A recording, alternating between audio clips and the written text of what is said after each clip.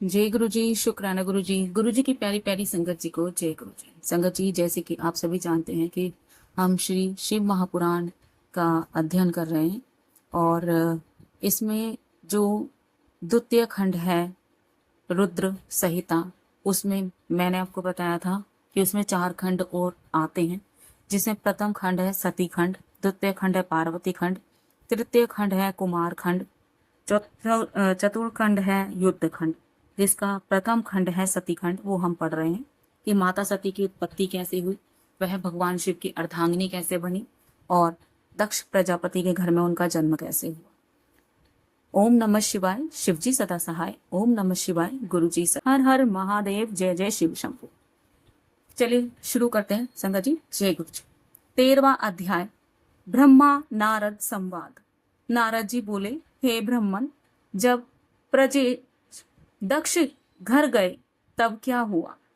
वह सब प्रीतिपूर्वक कही। ब्रह्मा जी बोले, दक्ष ने घर जाकर बहुत सी मानसी सृष्टि की, परंतु जब उनमें विकास न हुआ तब उन्होंने मुझसे उपाय पूछा तो मैंने बतला दिया।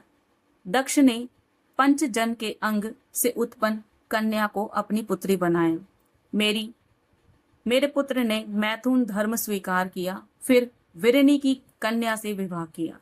जब विरनी से उन्होंने हयस्व नामक वाले 10,000 पुत्र उत्पन्न किए। उन पुत्रों से उन्होंने दक्ष ने सृष्टि बढ़ाने को कहा। वे पुत्र सृष्टि की चिंता में पूर्व दिशा की ओर समुद्र संगम पर तप करने चले गए, परंतु हे नारद, तुमने प्रकट होकर उन्हें बहका दिया। वे प्रवृत्ति त्याग निवृत्ति के उपासक बन गए। वे निगुण सृष्टि करना जानते थे, फिर उनका नाश भी हो गया। तब उनका नाश सुनकर दक्ष को बहुत चिंता हुई और उन्होंने उत्तम संतान का नाश होना शोक का स्थान माना। मैंने जाकर अपने पुत्र को समझाकर उनका शोक निवृत्त किया।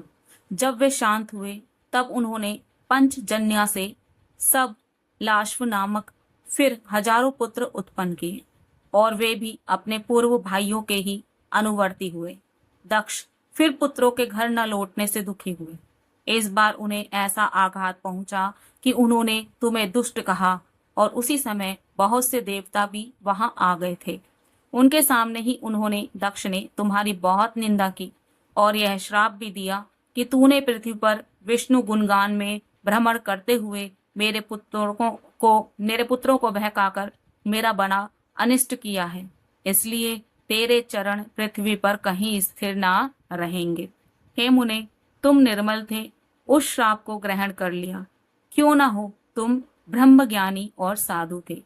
इति श्री शिव महापुराण द्वितीय सती खंड का 13वां अध्याय समाप्त। जय गुरु जी, शुक्राना गुरु जी, हर हर महादेव।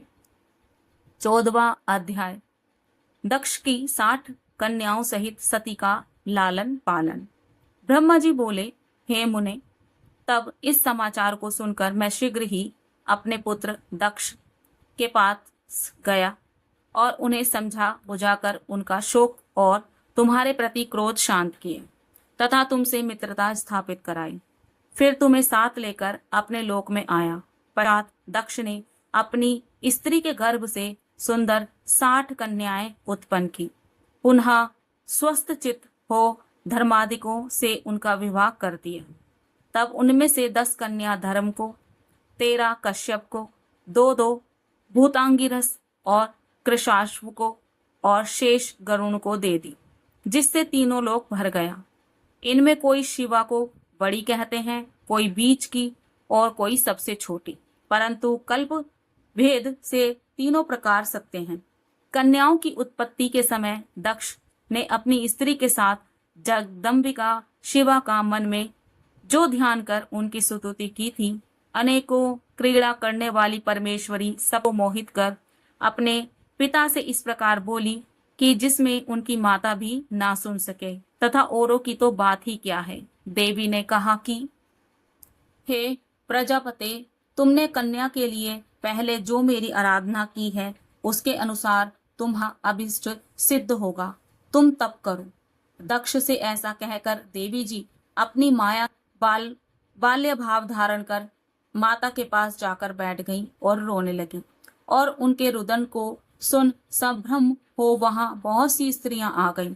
दासियां भी बड़े प्रेम से आई और उस आसन्न की कन्या शिवा रूप देखकर सारी स्त्रियां हर्षित हो गईं तथा सारे नगरवासी जय जयकार का शब्द करने लगे। गाने बजाने के साथ उत्सव हुआ और पत्नी सहित दक्ष उस कन्या का मुख देख कर बड़े ही हर्षित हुए। तदंतर विष्णु आदि देवता बहुत से मुनियों को साथ लेकर वहां आकर अनेकों उत्सव करने लगे। सबने दक्ष कन्या जगदीश्वरी को प्रणाम कर स्तोत्रों सहित उनकी स्तुति की। सब देवता जय शब्द उच्चारण कर दक्ष और वीरिनी की प्रशंसा करने लगे। देवताओं की आज्ञा से दक्ष ने उसका नाम उमा रखा। फिर उनके और भी नाम हुए। दक्ष ने विष्णु और मुझको सब देवताओं और मुनियों को हाथ जोड़कर प्रणाम किया और यथोचित सबकी पूजा की। सबने दक्ष की प्रशंसा कर अपने स्थान का मार्ग लिया। विरनी माता ने विधिवत उस कन्या का संस्कार कराकर स्तनपान विधान से उसे दूध पिलाया। माता विरनी और महात्मा दक्ष ने बड़े प्रेम से उस कन्या का पालन किया।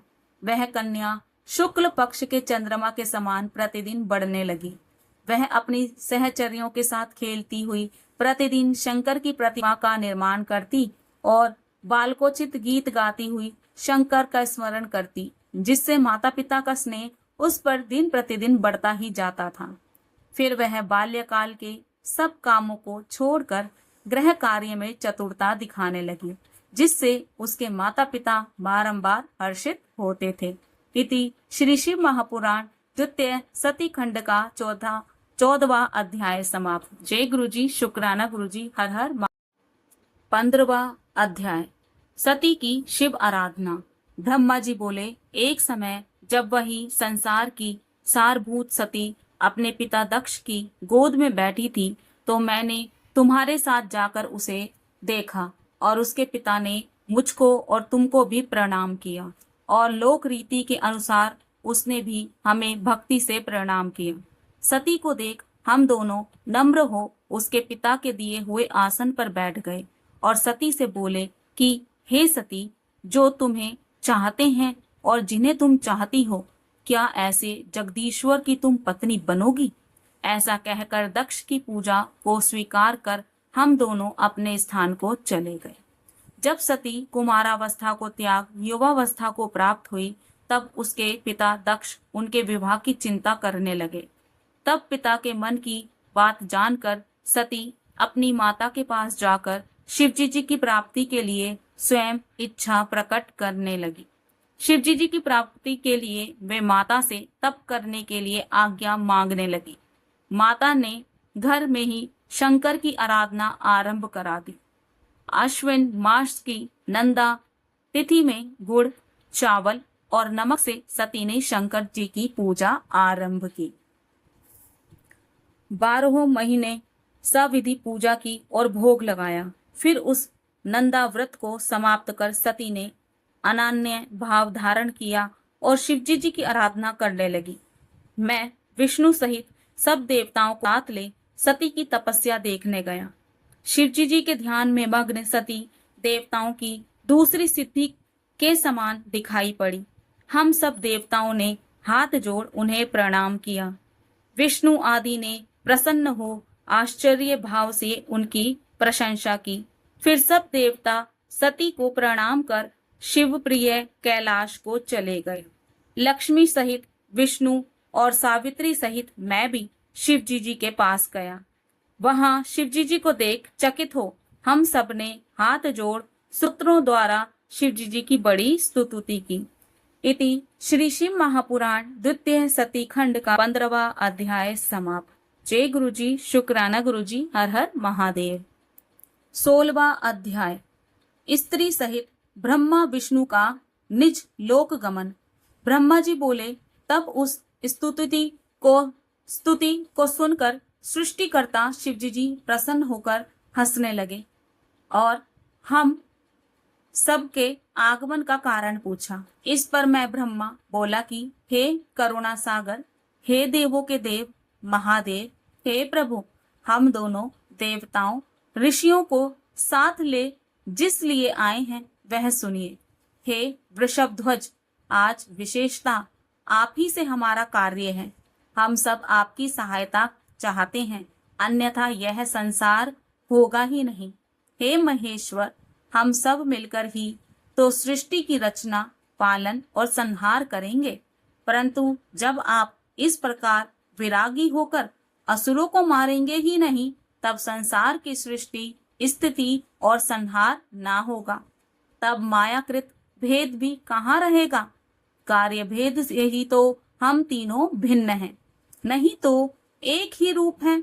यदि कार्य भेद ना हो तो रूप भेद व्यर्थ है। एक ही परमात्मा महेश्वर माया के कारण तीन प्रकार के हो गए हैं, परंतु लीला में स्वतंत्र हैं। आप ही से हमारा और विष्णु का आविर्भाव हुआ है। अतएव हम दोनों, आप शिव और शिवा के पुत्र हुए, हम दोनों सपत्नीक हो गए। अतएव अब आप भी तो देवताओं के हितार्थ भार्या रूप से कोई स्त्री ग्रहण कीजिए। आपने पहले कहा भी था कि जब मैं गुणगान रुद्र रूप से प्रकट होऊंगा, तब संहर्ता का और स्त्री से विवाह कर संसार का कार्य करूंगा। अब आप अपनी उस प्रतिज्ञा को पूर्ण कीजिए, क्योंकि आपके बिना अब हम सृष्टि कार्य करने में समर्थ नहीं हो पाते हैं। अतएव संसार का कार्य करने के लिए आप स्त्री ग्रहण कीजिए। हे नारद, जब मैंने ऐसा कहा तब विष्णु के समीप ही मुझसे लोकेश शंकर जी बोले, हे ब्रह्मा, हे विष्णु, तुम दोनों मुझे बड़े प्रिय हो। तुम्हें देखकर मुझे बड़ा आनंद होता है, क्योंकि तुम दोनों ही सब देवों में श्रेष्ठ और तीनों लोकों के स्वामी हो। तुम्हारा यह लोक परायण कथन बड़े ही महत्व का है, परंतु हे देव श्रेष्ठ, मुझे विवाह करना उचित नहीं प्रतीत होता, क्योंकि मैं तपस्वी, विरक्त और एक प्रसिद्ध योगी हो गया हूँ। मुझ अवधूत को स्त्री से क्या प्रयोजन? मुझे तो केवल योग में ही आनंद आता है। काम की इच्छा तो अज्ञानी करते हैं। विवाह लोक बंधन है, मेरी उसमें कुछ भी रुचि नहीं है, परंतु आपके कथानुसार संसार का कल्याण करता ही रहूंगा। मैं तुम्हारे सार गर्भित वचनों को सर्वदा मानता रहूंगा, और यदि हट करोगे तो मैं भक्तों के अधीन होने के नाते विवाह भी कर लूंगा, जिससे कि तुम्हारे विचार से मेरा यह आवश्यक कर्तव्य भी पूर्ण हो जावे। परंतु पहले तो आप उस काम रूपणी योगिनी को तो उपदेश कीजिए कि जो विभाग पूर्वक मेरे तेज को संवरण कर सके। जब मैं योगी हूँ तब वह योगिनी हो जाए, और जब मैं कामासक्त हूँ तब वह कामनी बन जाए। वह मेरी विघ्न करने वाली ना हो, अन्यथा मेरा भविष्य चौपट हो जाएगा। ब्रह्मा, विष्णु और महाभाग शंकर शिव के ही अंग हैं, अतएव हमें उन्हीं का चिंतन करना चाहिए। हे ब्रह्मा, मैं उन्हीं ब्रह्म के चिंतन में अविवाहित रहता हूँ। अस्तु, पहले मेरा अनुसरण कृत स्त्री को आप ऐसा उपदेश करें कि वह मेरे वचनों की विश्वासिनी होगी या नहीं। यदि उसे मेरे वचनों में विश्वास ना होगा तो मैं उसे त्याग दूंगा। ब्रह्मा जी कहते हैं कि जब शंकर जी ने मुझसे ऐसा कहा, तब मैंने और विष्णु ने प्रसन्न हो हंसकर बड़ी नम्रता से उनसे कहा कि हे नाथ, हे महेश, आपके योग्य स्त्री हम बतलाते हैं। जिस लक्ष्मी ने पहले 2 स्वरूप धारण किए थे, वही अब तीसरे भिन्न रूप में उमा नाम से प्रकट हुई है। लक्ष्मी और सरस्वती ने तो अपना पति बना लिया, परंतु उमा अभी किसी की स्त्री नहीं हुई है। अभी वह दक्ष की कन्या हुई है। सती उनका नाम है। वही सब प्रकार से आपकी हितकारिणी होगी। वही माँ तेजस्विनी सती आपको अपना पति बनाने के लिए दृढ़व्रती होकर तप कर रही है। हे महेश्वर, आप उस पर कृपा कर उसे वर देने जाइए और इच्छित वर देकर उससे विवाह कर लीजिए। शंकर जी, मेरी, विष्णु और सब देवताओं की यही इच्छा है, उसे पूर्ण कीजिए। हम आपके उस उत्सव को शीघ्र देखना चाहते हैं। शिवजी जी से ऐसा कहकर मैंने अच्युत्य भगवान से कहा कि हे केशव, मेरे कहने से जो बच गया हो, अब उसे आप इन भक्त वत्सल शिवजी से कह दीजिए। विष्णु जी ने भी सती से विवाह करने के लिए शिवजी जी से अनुरोध किया। तब भक्त वत्सल सुविज्ञानी शंकर जी ने तथास्तु अर्थात ऐसा ही हो कहकर हम सबको विदा किया और हम सब अपने लोक को चले आए। इति श्री शिव महापुराण द्वितीय सती खंड का 16वां अध्याय समाप्त। जय गुरु जी, शुक्राना गुरु जी, हर हर महादेव। 17वां अध्याय दक्ष के गृह शिवजी जी का आगमन। ब्रह्मा जी बोले, इधर सती ने फिर नंदा का व्रत किया। तब शंकर जी प्रसन्न हो प्रत्यक्ष रूप से उसे दर्शन देने गए। शंकर जी को देख सती ने किंचित लज्जा से सिर झुकाकर उनके चरणों में प्रणाम किया। तब शिवजी जी ने कहा, हे सत्य दक्ष पुत्री, मैं तुम्हारे व्रत से प्रसन्न हूँ, वर मांगो। उसके अभिप्राय को जानते हुए भी किंतु उसके मुख से वचन सुनने की इच्छा से वर मांगो उन्होंने ऐसे कहा। तब तो सती और भी लज्जित हो गई और उनके हृदय में जो था वह कह ना सकी। उनके अभिष्ट को लज्जा ने ढक दिया। वह शिव के वचन सुन प्रेम में मग्न हो गई। शिवजी जी भी यह जानकर प्रसन्न हो गए। सज्जनों के गम में शिवजी जी फिर वर मांगो ऐसा कहने लगे। तब सती जी ने अपनी लज्जा त्याग कर कहा कि हे वरद, आप वही वर दीजिए जो आपको अच्छा लगे। सती का वाक्य पूरा भी ना हुआ था कि भक्त वत्सल शिवजी जी ने तुम मेरी अर्धांगिनी बनो कहकर उन्हें यह वर दे दिया। मनोवांछित वर पाकर सती मौन हो गई। फिर कामना युक्त शंकर जी के समक्ष खड़ी हो मंद मंद मुस्काती हुई सती कामवर्धक हाव भाव करने लगी। शिवजी जी में श्रृंगारिक भाव जागृत हो गया। फिर तो उन दोनों की चित्रा और चंद्रमा की सी अपूर्व शोभा हो गई। फिर सती ने हाथ जोड़ भक्त वत्सल शिवजी जी से नम्रता पूर्वक कहा, हे देव देव महादेव, हे प्रभो, हे जगतपते, मेरे पिता के समक्ष विवाह विधि से आप मुझे स्वीकार करें।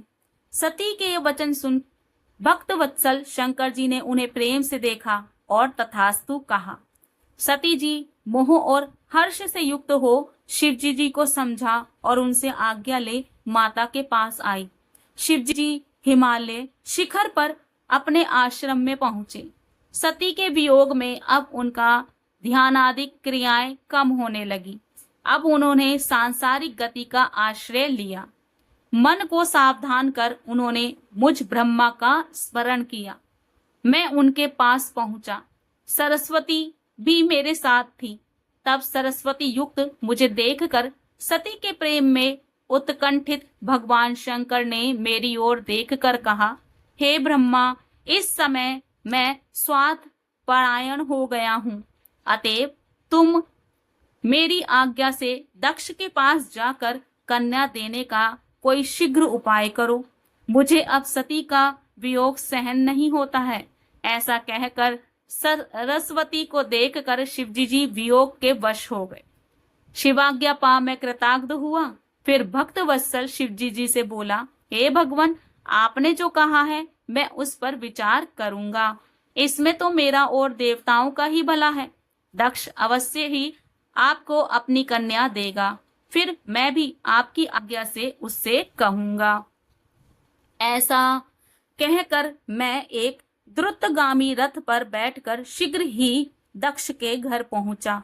उधर सती अपने पिता के घर में पहुंच बड़े हर्ष से अपनी सखी द्वारा माता पिता के पास शिवजी जी से प्राप्त अपने वर प्राप्ति का समाचार कहला रही थी और उसकी प्रसन्नता में उनके माता पिता बड़ा उत्सव कर रहे थे। तब तक सहसा मुझे वहां उपस्थित हुआ देख दक्ष ने सिर झुकाकर प्रणाम किया और आसन देकर बैठाया। तब आगमन का कारण पूछा। तब मैंने शिवजी जी की विकलता देखकर दक्ष से शिवजी जी के लिए सती को देने का सुझाव दिया। उसे सुनकर मेरा पुत्र दक्ष बड़ा प्रसन्न हुआ और कहा, ऐसा ही होगा। मैं उत्कंठित होकर शिवजी जी के पास लौटा। उधर दक्ष भी इस विचार को लेकर अपनी स्त्री सहित ऐसे आनंदित हुए मानो अमृत में स्नान किया हो। इति श्री शिव महापुराण द्वितीय सती खंड का 17वां अध्याय समाप्त। जय गुरुजी, शुक्राना गुरुजी, हर हर महादेव। 18वां अध्याय। नारद जी, श्री नारद जी बोले, हे तात, जब आप कैलाश पर स्थित शिवजी जी के पास पहुंचे तब शिवजी जी से आपकी कैसी कैसी बातें हुई तथा शिवजी जी ने क्या किया? ब्रह्मा जी कहने लगे, शिवजी जी को सती की प्राप्ति में संदेह था। वे मेरे पहुंचने पर मुझ संसार के रचयिता से इसी प्रकार की प्राकृतिक मनुष्य के समान शीघ्र ही मुझसे सती की प्रेम पूर्ण बातें पूछने लगे और यह भी पूछा कि दक्ष ने क्या कहा है, वे विदित कर रहा है। मैं निरंतर सती का ही ध्यान रूप कार्य करता हूँ।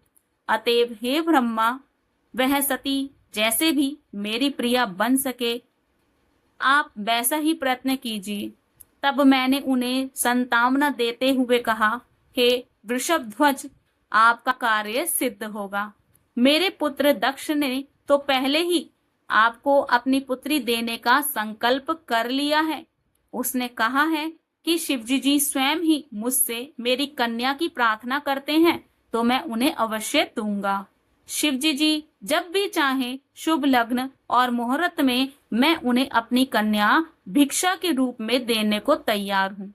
अतः हे वृषभध्वज, अब आप शुभ लग्न और शुभ मुहूर्त का विचार कर उनके घर चलकर पानी ग्रहण कर लीजिए। इस पर शिवजी जी हंस पड़े और बोले, उन्होंने कहा, अच्छा, तुम्हारे और नारद जी के साथ मैं उनके घर चलूंगा। इस अवसर पर आप अपने मरीचि आदि पुत्रों को भी बुला लीजिए और मेरे गणों को भी साथ ले लीजिए, तब मैं दक्ष के घर चलूं। मैंने अपने मरीचि आदि पुत्रों का स्मरण किया। वे सब मेरे मानसिक पुत्र बड़ी प्रसन्नता से शीघ्र ही मेरे पास आ गए और शिवजी जी के स्मरण करते ही गरुड़ पर बैठे। भगवान विष्णु भी लक्ष्मी सहित चले आए। फिर तो चैत्र शुक्ल त्रयोदशी रविवार के दिन फाल्गुनी नक्षत्र में शिवजी जी ने वह यात्रा कर दी। मैं ब्रह्मा और विष्णु आदि सभी देवता और मुनि उनके साथ हुए। मैं ब्रह्मा और विष्णु आदि देवता सब मुनि उनके साथ हुए। मार्ग में जाते हुए शिवजी जी की अत्यंत शोभा हुई। देवताओं और शिवजी जी के गणों ने बड़ा उत्सव किया। शिवजी जी की इच्छा से हाथी, नंदीश्वर, व्याघ्र, सर्प और जटा तथा चंद्रकला आदि सब यथा योग्य उनके भूषण बन गए। फिर नंदीश्वर पर आरूढ़ शिवजी जी देवताओं सहित शीघ्र ही दक्ष के घर पहुंचे। दक्ष ने बड़ी विधि से उनकी पूजा की। हम सबकी भी पूजा हुई। दक्ष ने सबको सुंदर आसनादि देकर बड़ा सत्कार किया। फिर मेरे पुत्र दक्ष ने मुझसे कहा कि अब आप विवाह संबंधी सब कार्य कराइए। मैंने बहुत अच्छा ऐसा कहकर सब कार्य कराया। दक्ष ने नवग्रहों के बल से शुभ लग्न में शिवजी जी के लिए सती का कन्यादान किया। शिवजी जी ने सर्वांग सुंदरी दक्ष पुत्री का पानी ग्रहण कर लिया। समस्त देवता और मुनि स्तुतियों द्वारा शिवजी जी को प्रसन्न करने लगे। नित्य गान का बड़ा उत्सव हुआ। देवताओं और मुनियों को परमानंद प्राप्त हुआ। शिवजी जी को अपनी कन्या का दान कर दक्ष भी कृतकृत्य हो गए। शिव और सती भी प्रसन्न हो गए और बहुत सा मंगलाचार हुआ। इति श्री शिव महापुराण सती खंड का 18वां अध्याय समाप्त। जय गुरुजी, शुक्राना गुरुजी, हर हर महादेव। 19वां अध्याय। ब्रह्मा जी पर शिवजी जी का कोप। ब्रह्मा जी बोले, कन्यादान के पश्चात दक्ष ने शिव के लिए बहुत दहेज दिया। ब्राह्मणों को भी बहुत सा धन दिया। तब लक्ष्मी सहित विष्णु ने उठकर शिव के पास आ हाथ जोड़कर कहा, हे महादेव जी, आप संपूर्ण ब्रह्मांडों के पिता और सती सबकी माता है। अतएव अब इस सती रूप शक्ति से देवताओं, मनुष्यों और सज्जनों का कल्याण कीजिए। तब शिवजी जी ने हंसकर कहा, एवमस्तु। यह सुनकर विष्णु जी अपने स्थान को चले गए। तदंतर सती और शिव ने मेरी आज्ञा से यथाविधि अग्नि की प्रदक्षिणा की और गीत नित्यादि का अद्भुत महोत्सव हुआ। शिव की माया ने देवताओं, मनुष्यों और राक्षसों सहित सारे विश्व को मोहित कर दिया। मैं भी मोहित हो गया। विवाह कराते समय दक्ष पुत्री पतिव्रता सती को देखकर मैं कामाविष्ट हो गया और उसका मुख देखने की इच्छा करने लगा, परंतु पतिव्रता सती ने लज्जा से अपना मुख ऐसे ढक रखा था कि मैं देख नहीं सकता था। तब मुझ कामार्त ने उसका मुख देखने का उपाय विचारा और अग्नि कुंड में बहुत सा गीला ईंधन डालकर थोड़ी सी घी की आहुति दे दी, जिससे गीले ईंधन से धुआं उत्पन्न होने लगा और अंधेरा हो गया। फिर तो सती के मुख से वस्त्र हटाकर मैंने उसका मुख देख लिया। मेरी इंद्रियों में विकार उत्पन्न हो गया। बर्फ के समान मेरी वीर्य की 4 बूंदें पृथ्वी पर गिर पड़ी। मैं शंकित हो उसे छिपाने लगा, परंतु शिवजी जी ने अपने दिव्य नेत्रों से मेरा वीर्य पतन देख लिया। तब उन्होंने क्रुद्ध होकर कहा, रे पापात्मा, तूने यह क्या निर्दित कार्य किया? विवाह के समय मेरी स्त्री का मुख अनुराग से देखा। क्या जानता था कि शिव को इसका पता नहीं चलेगा? रे ब्राह्मण, त्रिलोक्य में मुझसे कुछ नहीं छिपा है। जैसे तिलों में तेल व्याप्त है, वैसे ही स्थावर जंगम सबका मैं अंतर्यामी हूँ। ऐसा कहकर शिवजी जी ने मुझे मारने के लिए त्रिशूल उठा लिया। मरीचि आदि मेरे मानस पुत्र हाहाकार करने लगे। भयभीत देवता शंकर जी की स्तुति करने लगे। दक्ष ने भी सामने जा हाथ उठाकर शिवजी जी को शीघ्र ही रोका। शिवजी जी ने कहा, विष्णु जी के कहने के अनुसार मैं सती को काम दृष्टि से देखने वाले को मार डालूंगा। ब्रह्मा ने आशा भरे नेत्रों से सती को क्यों देखा? इसका वीर्य पात्र भी हो गया, अतएव मैं इस अपराधी का वध करूंगा। शिवजी जी के ऐसा कहते ही सारे देवता कांप उठे। उसी क्षण विष्णु जी ने आकर क्रोधान्वित शिवजी जी की बड़ी स्तुति की। दृढ़व्रती शंकर ने कहा, हे विष्णु, तुम मुझे प्राणों से भी प्रिय हो, मुझे हटाओ नहीं, इस दुष्ट को मारने दो। यह ब्रह्मा बड़ा दुष्ट है, मैं इस महापापी को मारूंगा। अब सृष्टि को मैं स्वयं ही रचूंगा अथवा अपने तेज से दूसरा ब्रह्मा बना लूंगा। इस पर विष्णु जी ने मुस्कुराते हुए कहा, हे ईश, प्रतिज्ञा दूसरों के लिए होती है, अपने लिए नहीं। आप विचार कीजिए, यहाँ प्रतिज्ञा पूर्ण करने की बात नहीं है। हम तीनों देवता आप ही के स्वरूप हैं। शिवजी जी ने कहा, नहीं, यह ब्रह्मा प्रत्यक्ष भिन्न है। विष्णु जी ने कहा, नहीं, ना तो ब्रह्मा आपसे भिन्न है और ना मैं तथा आप भी मुझसे भिन्न नहीं है। ए सर्वज्ञ, आप सब कुछ जानते हैं, परंतु इसी बहाने सबको सुनाना चाहते हैं। इससे क्या होगा? क्या हम तीनों देवताओं में कुछ अंतर पड़ सकता है? कदापि नहीं। आप शिव ही अनंत और सर्वरूप हैं, जिसमें नित्य और दीर्घादि का कुछ विशेषण नहीं है। विष्णु जी के इस प्रकार बहुत कहने पर शिवजी जी ने मुझे नहीं मारा और वे महादेव फिर प्रसन्न हो गए। इति श्री शिव महापुराण द्वितीय सती खंड का 19वां अध्याय समाप्त। जय गुरु जी, शुक्राना गुरु जी, हर हर महादेव। 20वां अध्याय, ब्रह्मा की विरूपता का वर्णन। नारद जी ने पूछा, हे ब्राह्मण, हे विद्ये, हे महाभाग, फिर इसके आगे क्या हुआ? समस्त पापों का नाशक शिव सती का समस्त दिव्य चरित्र मुझे सुनाने की कृपा कीजिए। ब्रह्मा जी बोले, हे नारद, जब शिवजी जी ने मेरा वध नहीं किया तो सब देवता प्रसन्न हो जय जयकार करते हुए शंकर जी की स्तुति करने लगे। मैंने भी अनेकों स्रोतों से उनकी स्तुति की। तब भगवान शंकर ने प्रसन्न हो सबके सामने ही मुझसे कहा कि हे तात ब्रह्मा, अब निर्भय हो जाओ और मेरी आज्ञा से अपना मस्तक स्पर्श करो। मैंने अपना मस्तक छूकर उन्हें प्रणाम किया। शिवजी जी मेरे मस्तक पर जा बैठे। इंद्रादि देवताओं के देखते ही मैं लज्जित हो गया। फिर तो शिवजी जी की स्तुति कर मैंने उनसे क्षमा याचना की और इस पाप की शुद्धि का कोई उपाय पूछा। शिवजी जी ने कहा, बस अब जो रूप मैंने तुम्हारा कर दिया है, तुम इसी रूप से मेरी आराधना कर तप करो। रुद्र शिर से पृथ्वी में तुम्हारी ख्याति होगी और तुमसे तेजस्वी ब्राह्मणों के कार्य सिद्ध होंगे। तुम में अपना वीर्य पात्र कर मनुष्य जैसा कार्य किया है, अतः तुम मनुष्य बनकर पृथ्वी पर विचरण करो। जो लोग तुम्हें इस रूप में देखेंगे वे यही कहेंगे कि शिवजी जी ब्रह्मा के सिर पर बैठे हैं और इससे लोग पर स्त्री गमन भी नहीं करेंगे। इसी से तुम्हारे पापों की शुद्धि होगी और जो पृथ्वी पर तुम्हारे वीर्य की 4 बूंदें गिरी हैं, उनसे आकाश में प्रलय करने वाले 4 बादल होंगे। पहला संवर्त, दूसरा आवतरक, तीसरा पुष्कर और चौथा द्रोण। ऋषियों के देखते ही वे मेघ बन गए। तब भगवान शंकर और देवी सती दोनों शांत हो गए।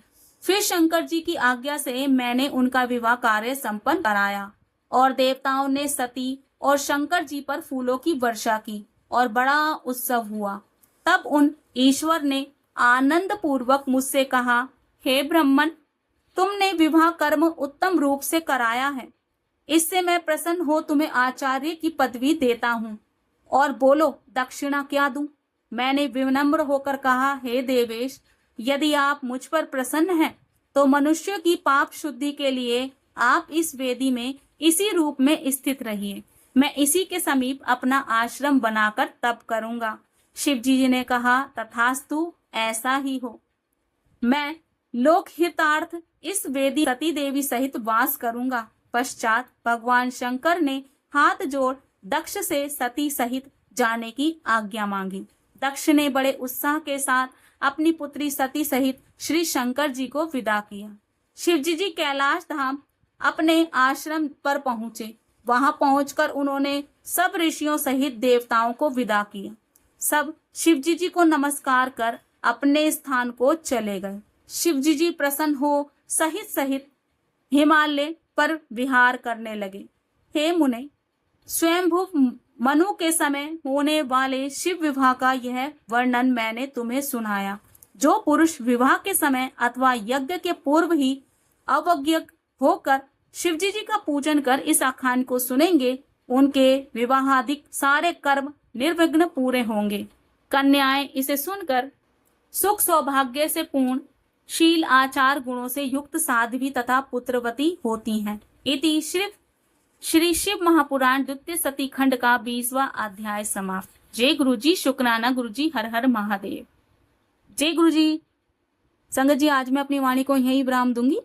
कल हम पढ़ेंगे सती खंड में ही कि किस तरीके से भगवान शिव विवाह उपरांत माता सती के साथ रहे और कैसे उनका जीवन यापन चला, क्या क्या उन्होंने क्रीड़ाएं की, क्या क्या कार्य किए और कैसे उनका सती माता से वियोग हुआ और माता ने अपने जो थे प्राण त्याग दिए थे।